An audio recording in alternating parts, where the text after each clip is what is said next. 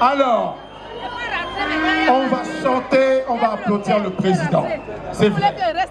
Mais à présent, nous avons nos fils, nos enfants, nos filles qui sont là pour remettre des symboles à notre président, au professeur Maurice Kamto, au candidat de l'Alliance politique pour le changement.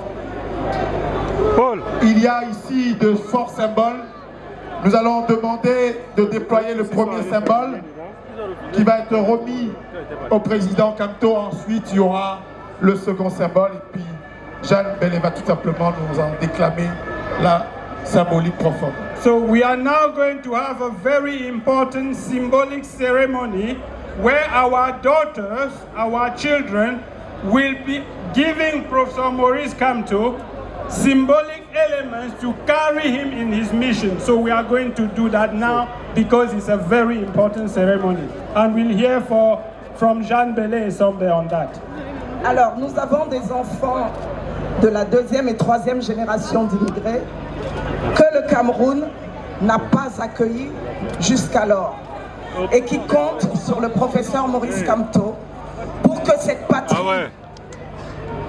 dont ils n'occupent pas la terre mais qui est dans leur cœur reste la leur, où qu'ils soient. D'où le symbole de ce drapeau.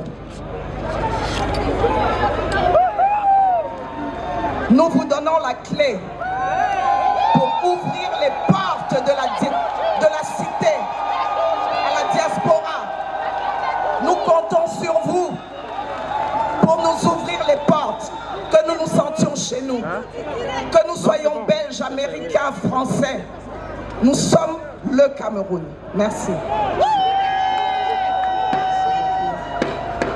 Merci pour le drapeau.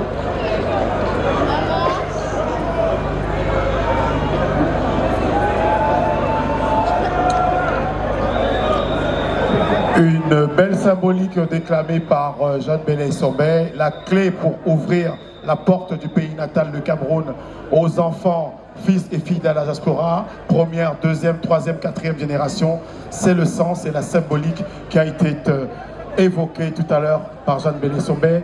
Le président Maurice Kamto qui déplie le drapeau et qui remet cette symbolique et qui remercie chaleureusement nos enfants.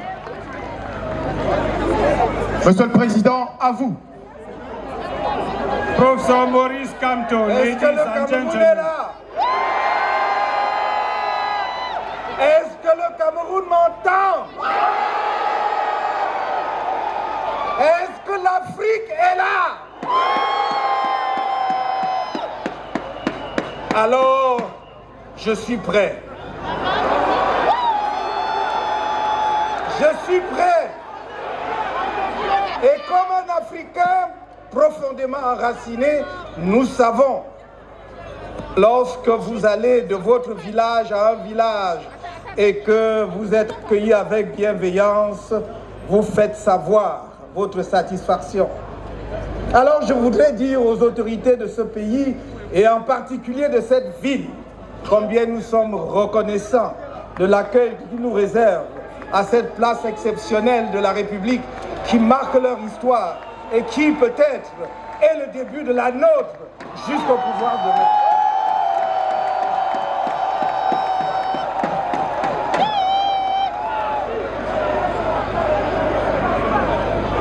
Avant toute chose, je voudrais vous dire que je ne présenterai pas cet après-midi ou ce soir mon programme politique pour 2025.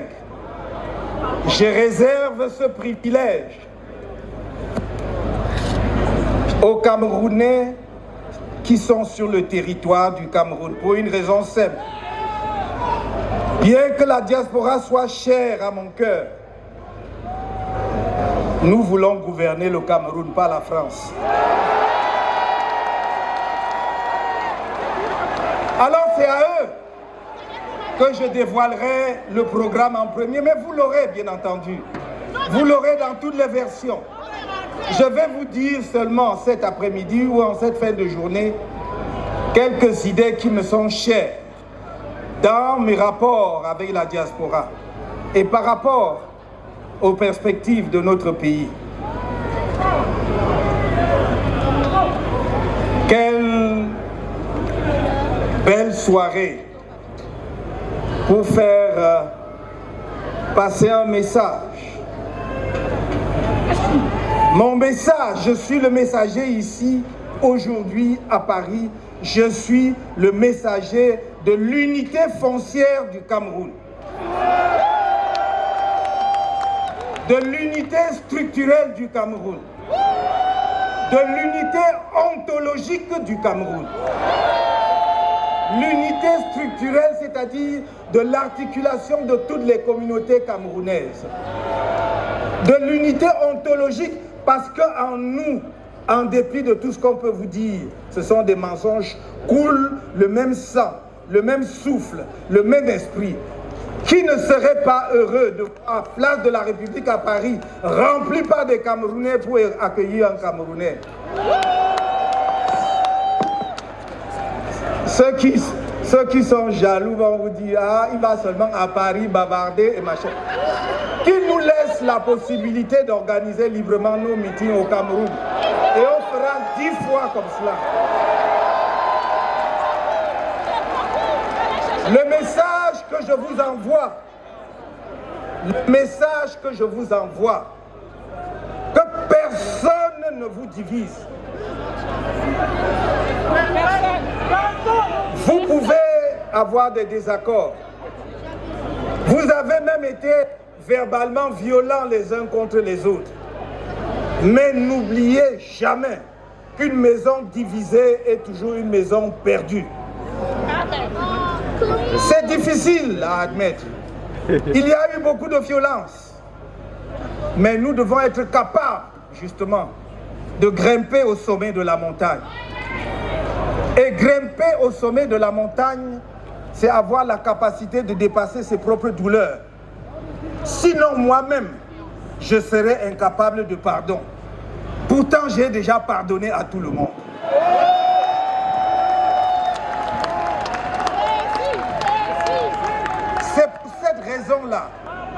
C'est pour cette raison-là que j'ai dit avant 2018, que j'ai répété en 2018, que j'ai dit en 2020 et que je répète devant vous ce soir, que moi, quand vous m'aurez fait l'honneur, l'insigne honneur, la confiance de me confier les rênes de notre pays, vous pouvez être sûr, rien n'arrivera à M. Biya et sa famille. Rien. Je m'en porte garant. Je n'ai pas le temps pour la haine. Je n'ai pas le temps pour la haine. J'ai le temps pour bâtir le Cameroun avec vous. J'ai le temps d'effacer, de supprimer tous les obstacles qui vous empêchent d'aller et venir, d'apporter toutes vos connaissances, vos contributions au Cameroun. Ce sont ces obstacles, ces barrières que nous allons éliminer dans les 3 mois qui suivent notre arrivée au pouvoir. Plus personne d'entre vous ne sera stoppé à l'aéroport pour des motifs fallacieux. Plus personne. Et j'ai dit, je le redis, nous allons établir non seulement la binationalité, mais la plurinationalité. La plurinationalité.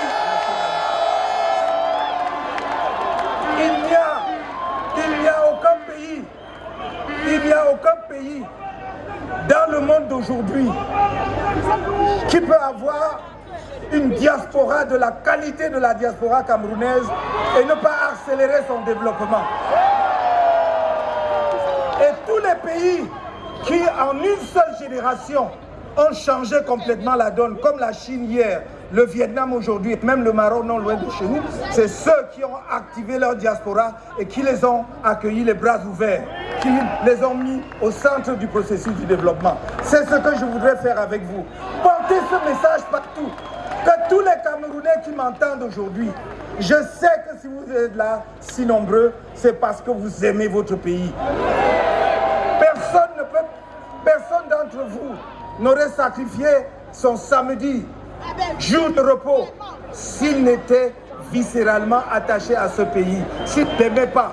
C'est un signe qui doit nous parler. Et pour moi, c'est un signe qui me parle depuis très longtemps déjà, parce que je peux prétendre, sans vanité aucune, être le premier homme politique qui a posé le problème de la diaspora sur la scène camerounaise. Allez regarder, déjà en 2012, dans notre projet de société, mais bien avant. Et j'ai toujours dit, si la diaspora est dure vis-à-vis des dirigeants de notre pays, c'est qu'ils aimeraient tellement que les choses marchent mieux et que leur pays se développe plus vite. C'est parce qu'ils aiment leur pays, c'est pas parce qu'ils sont contre leur pays.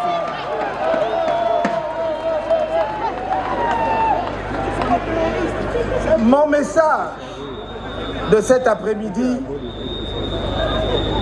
en ce qui concerne la marche des affaires de notre pays, c'est de vous dire, ne vous laissez pas distraire. En 2020, à cette même place, il y a exactement 5 ans et 4 mois, je vous disais, je vois clairement là où nous allons. Je vois. Et on y est arrivé, 2025, c'est la gare. 2025, c'est la gare. Mais c'est la bataille. C'est la bataille de tout le monde. C'est la bataille du peuple camerounais. On a raison de dire, ça ne peut pas être la bataille d'un parti politique seul. Tu nous empêches. Ça ne peut pas être la bataille d'un individu. Il n'y a pas de messie. Et quand bien même il le serait, il faut encore qu'il y ait des gens derrière lui. Non. La bataille de cette année, qui est la mère des batailles politiques depuis l'histoire politique du Cameroun, cette bataille est celle du peuple camerounais tout entier. Depuis une dizaine d'années, je vous montre méthodiquement pourquoi vous devez être prêts à vous battre. Je vous ai montré comment les lois du Cameroun sont bafouées, piétinées. Regardez, écoutez à nouveau mon message de 2020. Je parlais déjà du piétinement de la loi. En 2025, je vous parle du piétinement de la loi. Je vous parle d'un pays où il y a déni de justice, où même la plus haute juridiction politique du pays, c'est-à-dire le Conseil constitutionnel, a désigné une juridiction compétente dans une procédure, et la juridiction en question a dit « je ne suis pas compétent ». Je vous parle d'un pays où nous demandons depuis plus d'1 an à ce que l'organe électoral, qui est de par la loi un organe indépendant, affiche la liste électorale nationale, c'est-à-dire le corps électoral. Et nous n'avons pas obtenu de réponse à ce jour. Je vous parle d'un pays où ce même organe électoral s'est organisé pour bloquer le corps électoral au Cameroun autour de 7 millions et demi, 7 600 000 depuis 10 ans, depuis 2012. Depuis 2012. Vous avez vu qu'en 2024, on a dit qu'on a atteint 8 211 000. Et là, après, on nous a dit qu'on a fait le toilettage parce qu'il y avait des gens dont on ne retrouvait pas les empreintes digitales. Je ne sais pas sur quel chantier ils travaillent, ni dans quelle plantation. Et on a ramené le corps électoral en dessous de 8 millions. On a enlevé 211 000, sans nous dire comment. Voilà la réalité du Cameroun aujourd'hui. Je ne suis pas dupe quand je plaide auprès de vous et auprès de tout le peuple camerounais pour le pardon. Non, c'est parce que je suis trop conscient des urgences. Nous sommes un pays qui est sous urgence. Ce pays a besoin d'être sauvé parce qu'il faut de l'eau potable, parce qu'il faut de l'électricité, parce qu'il faut que les gens puissent accéder aux soins de santé. Et je ne veux, et j'arrête simplement là.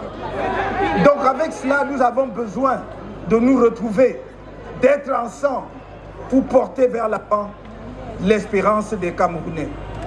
Je n'ai pas le temps pour la haine, je n'ai pas le temps pour le règlement des comptes. J'ai besoin de chacun de vous. Qu'est-ce que nous gagnerions à passer 2 ou 3 ans en un spectacle de jugement de je ne sais qui parce qu'il a fait quoi? Ça ne veut pas dire que ceux qui ont foulé au pied les lois de la République ou qui ont détourné et autres ne seront pas poursuivis suivant les lois camerounaises. Écoutez-moi très bien.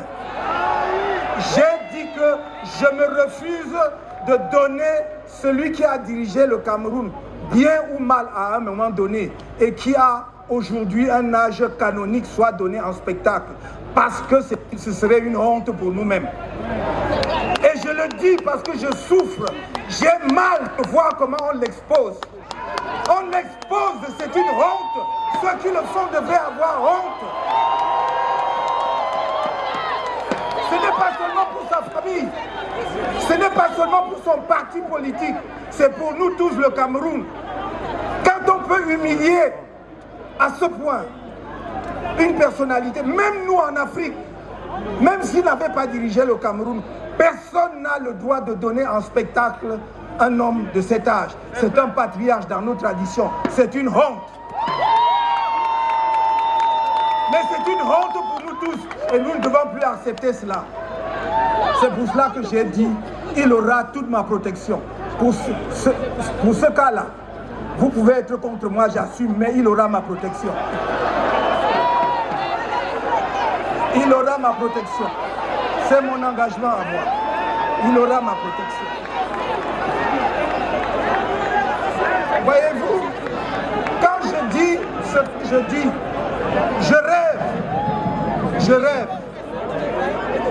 rêve que le Cameroun surprenne le monde entier en octobre prochain, en rendant possible une alternance pacifique par les urnes. Je rêve que c'est possible, parce que tout le monde voit la catastrophe au Cameroun, tout le monde prédit la guerre civile, tout le monde croit que le pays sera à feu et à feu.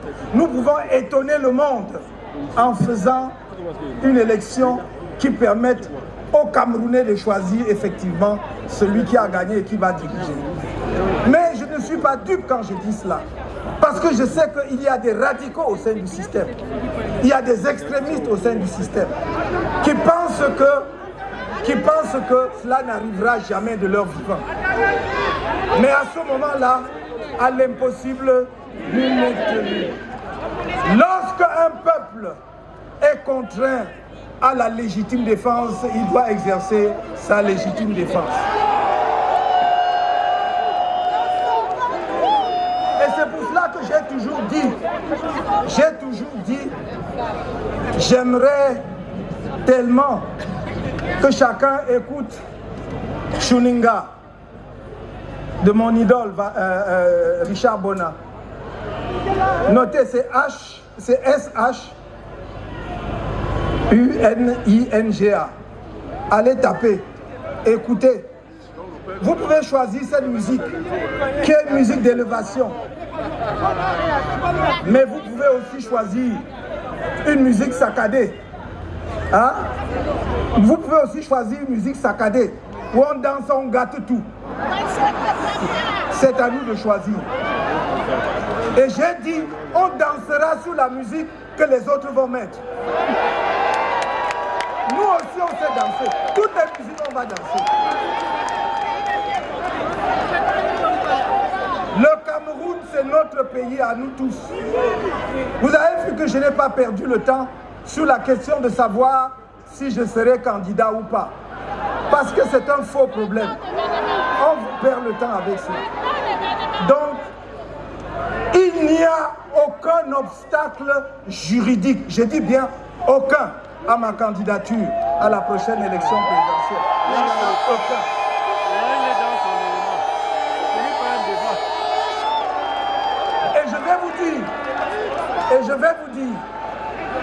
Et je vais vous dire, l'argument.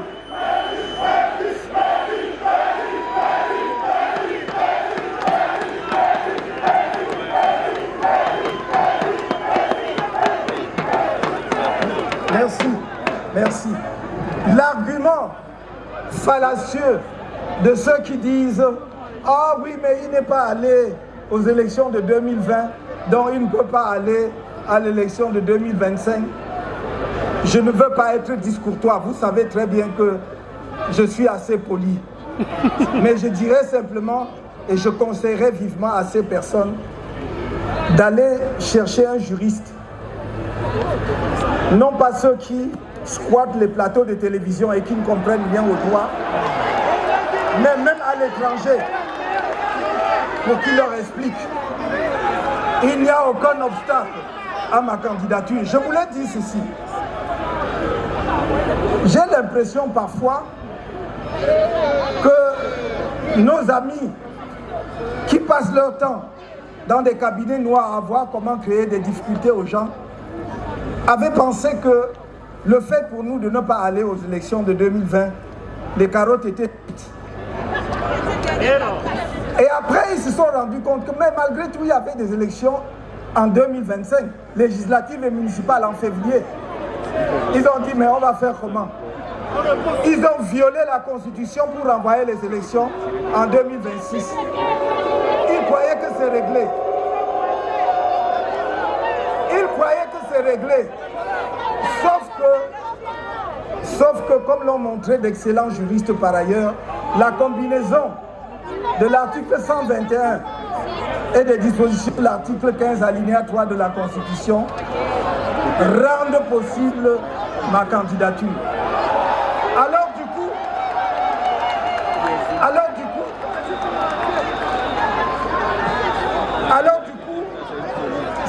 maintenant c'est comme une folie. Même ceux qui avaient fait des études, y compris en venant ici, ils ont brûlé leur thèse. Ils ont tout déchiré pour aller au quartier. Maintenant, c'est le droit du quartier qui sont sur les plateaux de télévision.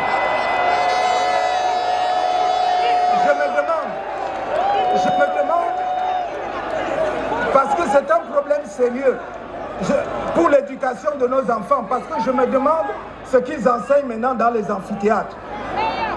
Qu'est-ce qu'ils enseignent à nos enfants dans les amphithéâtres? Voilà le problème aujourd'hui. Voyez un pays où on a tout déconstruit. On a tout déconstruit. Au Cameroun, il n'y a plus de repères. Dites-moi, est-ce qu'il y a encore un repère? Les enfants grandissent sans dire « j'aimerais être comme ». Non, on a tout détruit. Parce qu'il faut que survive une seule image, un seul individu. Mais ils se sont trompés. Je crois qu'après 43 ans, ça a mis le temps que ça a mis, mais c'est fini maintenant. Et en octobre, nous disons, c'est fini. Alors, me vient une petite chanson. Cameroun 2025, changement. Cameroun 2025, changement. Cameroun 2025, changement. Cameroun 2025, changement. Tam donc tam. Cameroun 2025, changement. Na Godwin. Cameroun 2025, changement. 2025. C'est 2025. Vous voyez, nous devons mettre un terme à ça. Je le dis, cet après-midi, cette fin de journée, où on prévoyait même la pluie, vous voyez, et qui n'est pas là. Cette fin de journée est beaucoup trop belle pour que je ne vous renouvelle pas mon amour. Je vous aime.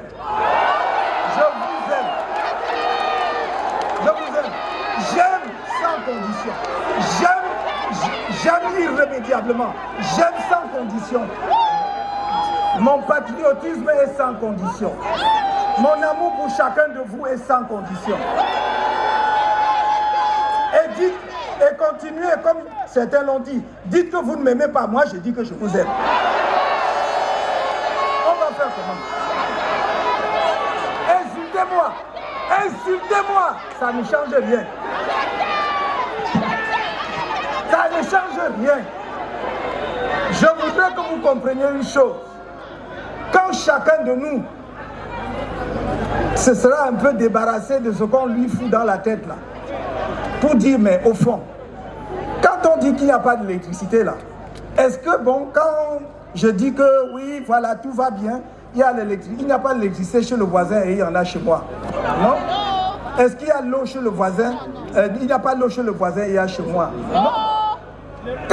Quand nous disons, voici un pays où un de nos compatriotes a été dépecé il y a 2 ans, son corps est encore à la morgue, les restes de ça sont encore à la morgue.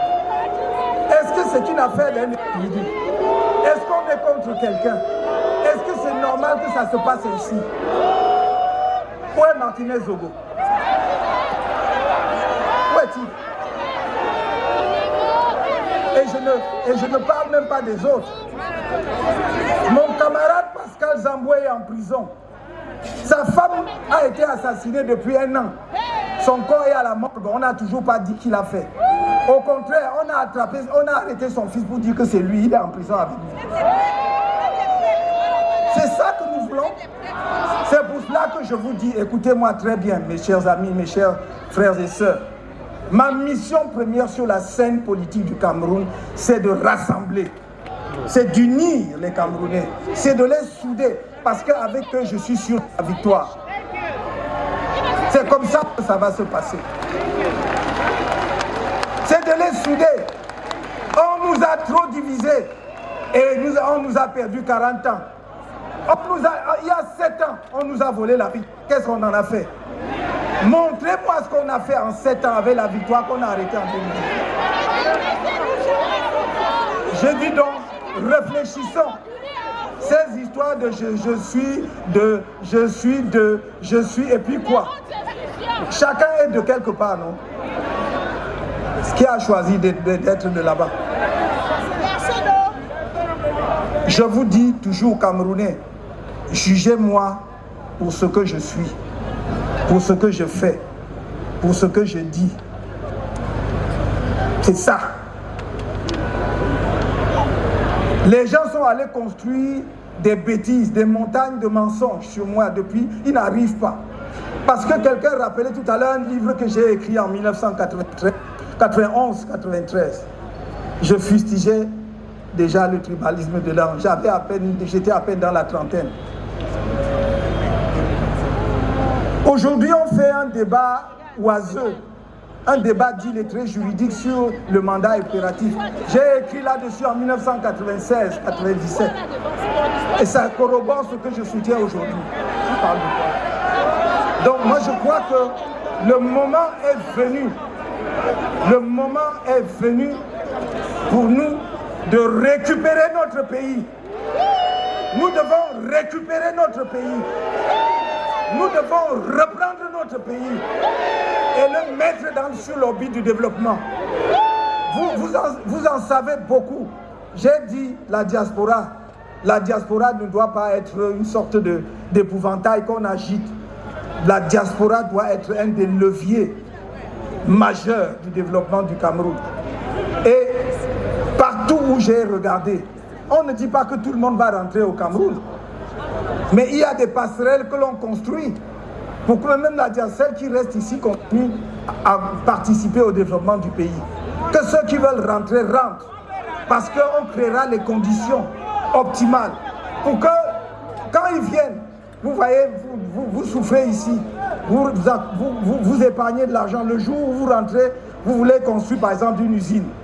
On vous montre quelqu'un qui veut vend le terrain. Vous l'achetez 2 jours après, vous voulez construire l'usine, ce sont les machettes qui sortent. Mais si on met en place des structures que nous voulons pour la diaspora, notamment une agence nationale, un fonds de la diaspora, avec un guichet unique, c'est cette institution-là qui va faire la sécurité foncière. De façon à ce que lorsque vous achetez votre parcelle là-bas, vous êtes sûr à 100%.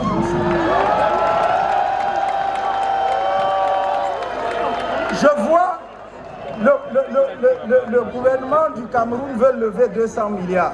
Il n'y a pas longtemps, ils sont venus sur le marché des eurobonds. Ils ont emprunté de l'argent à 10,75%. Pour un État, c'est un taux usuraire. Parce qu'à la même époque, la Côte d'Ivoire et le Bénin empruntaient autour de 6%, 5,5%, 6%. Ça, c'est notre pays. Ce sont des réalités, ce sont des chiffres que je vous donne et je peux multiplier. Donc, quand on dit que le pays ne se porte pas bien, ce n'est pas comme si quelqu'un inventait quelque chose. Je ne sais même pas ce qu'on a injecté dans le cerveau de certains de nos compatriotes pour qu'ils continuent à dire des bêtises. Et la plupart du temps, ce sont ceux qui souffrent le plus, qui n'ont rien. Et tu te demandes qu'est-ce qui se passe. Mais il est temps. Je crois que mon peuple s'est réveillé. Vous ne devez plus vous endormir. Cameroun 2025. Cameroun 2025. Cameroun 2025. Il faut que ça arrive. Et je voudrais, pour terminer, c'est la deuxième articulation de mon propos, vous dire ceci. J'entends souvent, et j'ai entendu en particulier en 2024, les Camerounais dire le Sénégal nous parle. Mais le Sénégal nous parle, mais nous ne comprenons pas ce que nous dit le Sénégal. Les gens ne voient que le résultat, c'est-à-dire le fait que 2 jeunes Sénégalais ont accédé au pouvoir par les urnes. Mais ils oublient toute la bataille qu'il y a eu derrière, la lutte politique qu'il y a eu derrière et qui a abouti à ces résultats. Vous voyez des Camerounais, comme on aime beaucoup le football, je suis sûr que très rapidement là vous allez dire laissez-nous même, on va regarder la Champions League. Et qui vont dire, et il va s'installer devant sa télé, il va boire une bonne bière, après il va dire, mais qu'est-ce que Kamto a même dit? C'est pas une affaire de Kamto. Qu'est-ce que nous faisons ensemble pour que ça change en 2025? Et je vous le dis ici, je le dis au peuple camerounais qui me regarde du pays, si nous ratons en 2025, c'est la faute du peuple camerounais. Est-ce que vous avez compris? Si nous ratons le changement après lequel court le peuple camerounais depuis des décennies, ce sera la faute du peuple camerounais. Voilà, n'attendez personne. Parce que le Sénégal, pour obtenir les résultats que vous avez vus, les jeunes Sénégalais se sont battus tout au long de l'année 2023 et 2024. Il y a eu pratiquement 50 morts. Oui. Ne croyez pas que quelque part les gens se couchent et le changement et les transformations arrivent. Je ne vous ai jamais demandé autre chose que de dire, exiger dans notre pays que les gens respectent la loi. Nous demandons que les gens respectent les lois de la République. En plus, ce sont des lois qu'eux-mêmes ont votées. Ils ont fait voter à l'Assemblée. Et c'est un leurre, ils nous trompent, mais ils ne respectent pas. Qu'on respecte les lois du Cameroun, et vous-même vous verrez les résultats. On n'aura pas besoin qu'un seul Camerounais tombe, qu'une goutte de sang se verse. Mais je dis encore une fois, il ne faut pas prendre le peuple camerounais pour acquis. Il faut savoir que ce peuple qui est aussi patient est capable aussi de dire non, ça suffit. Et j'aime tellement mon pays pour dire, je souhaite de tout mon cœur qu'on ne passe pas par la case de la violence.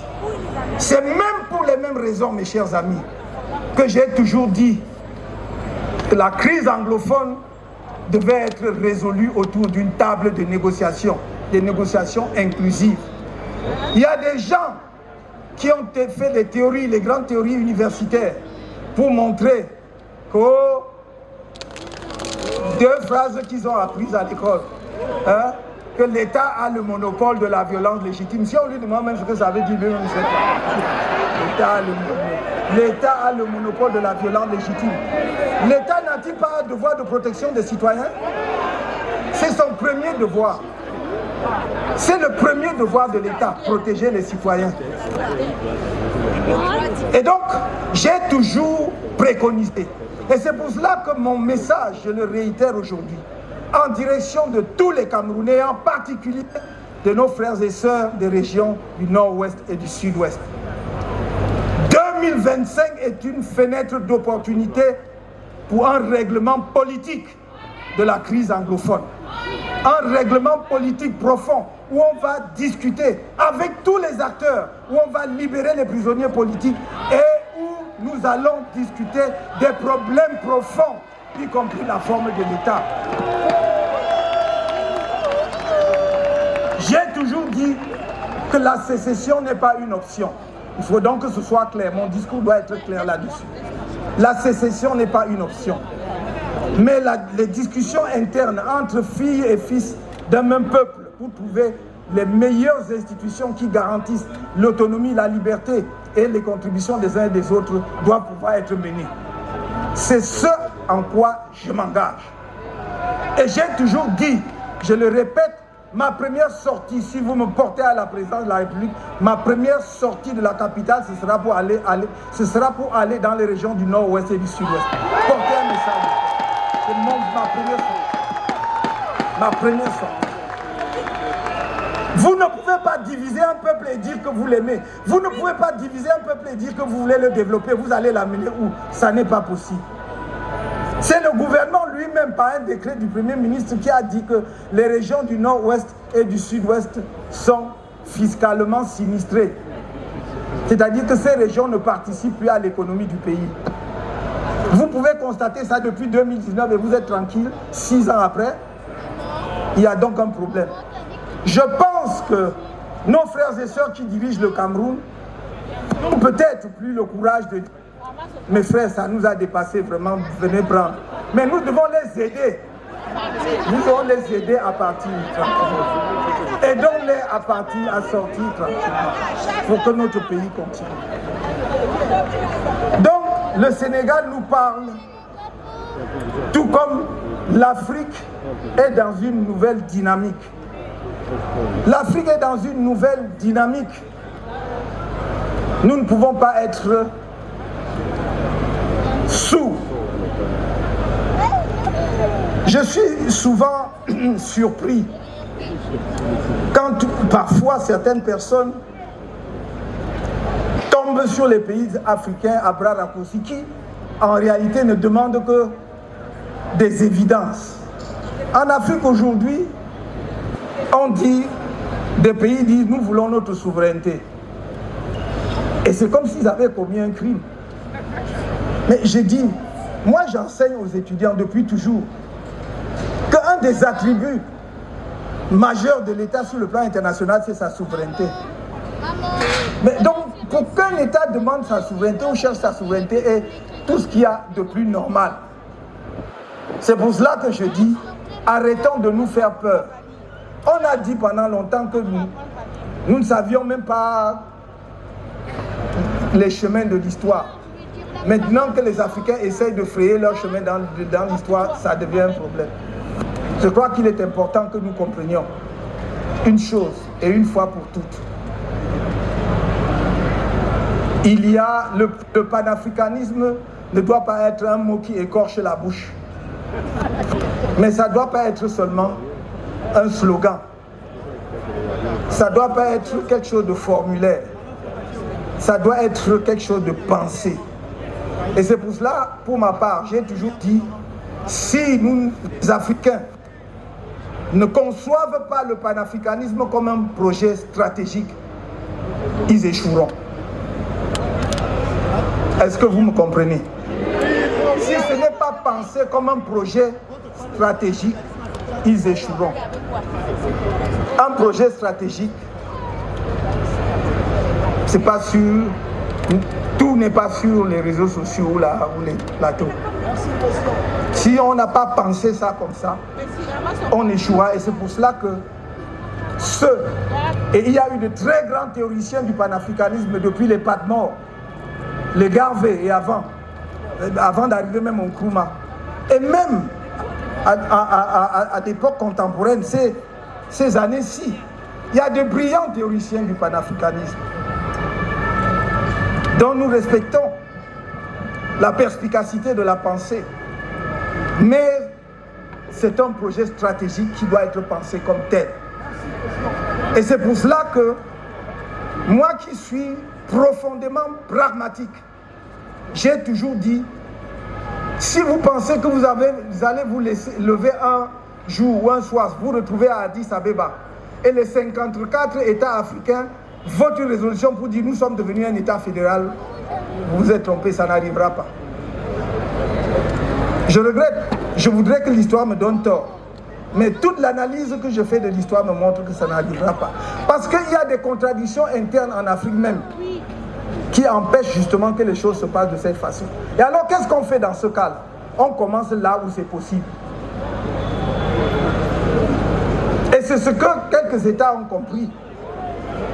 Et c'est pourquoi je vous dis, soutenez les peuples de l'AES comme vous le faites.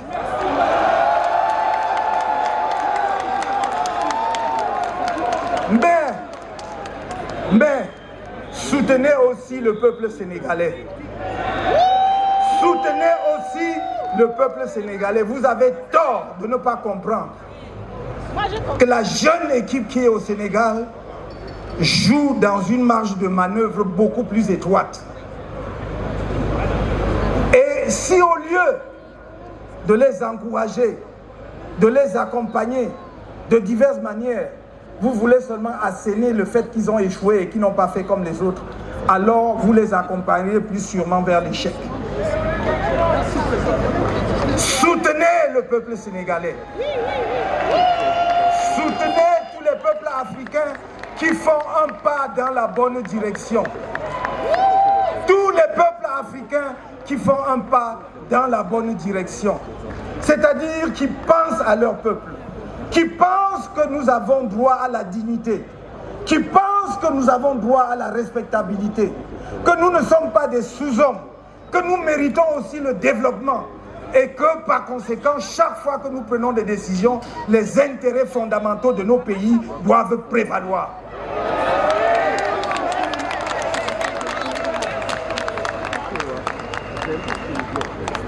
Quand j'ai dit cela, je crois que nous ne devons pas abuser du temps qui nous a été imparti. Permettez que je vous dise que à la diaspora, j'ai 3 messages pour terminer. Le premier message, c'est que nous sommes dans la bataille ultime. La patrie vous appelle. La patrie vous appelle.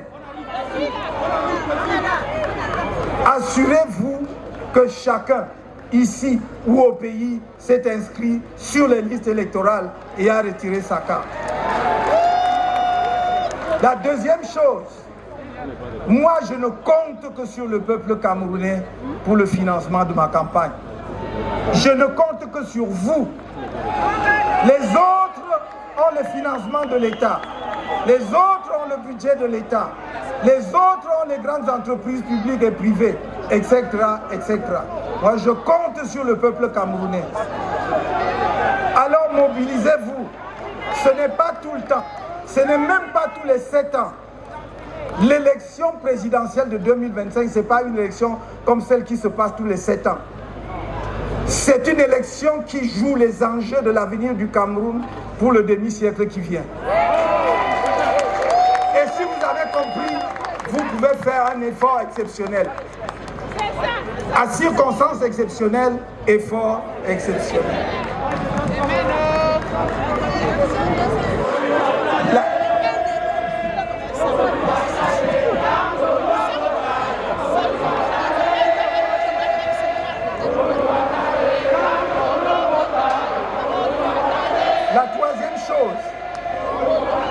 La troisième chose, c'est extrêmement important. J'ai besoin de vous au Cameroun pour les élections. Tous ceux d'entre vous qui peuvent venir, venez. Tous ceux d'entre vous qui peuvent venir, venez. Qu'on contrôle mieux les élections. Qu'on qu'on contrôle mieux les élections. Tous ceux qui peuvent venir, venez. C'est un message extrêmement important que je vous donne. Vous avez encore 4 mois de grâce préparée. Venez. Je suis sûr que vous ne viendrez pas tous. Mais si quelques centaines viennent, ça nous aidera beaucoup aussi. Venez pour qu'on organise les élections. Venez pour qu'on défende les résultats.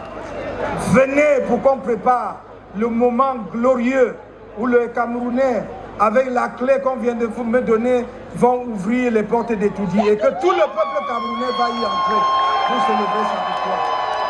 Merci. Merci mes chers amis. Merci à vous. Merci. Merci. Merci. Merci.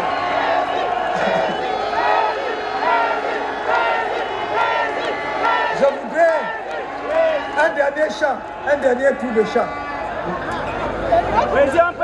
Je ne peux pas. Vous savez, quand on est face de quelqu'un, c'est quelque chose. Hein, c'est totalement irrationnel. Il y a tant de personnes que j'aimerais remercier ici. On est derrière, gars. Mais je dis, Richard Bonnat, tu ne sais pas ce que tu as fait aujourd'hui. Merci. Merci d'être là. Merci d'être là. Et l'histoire retiendra.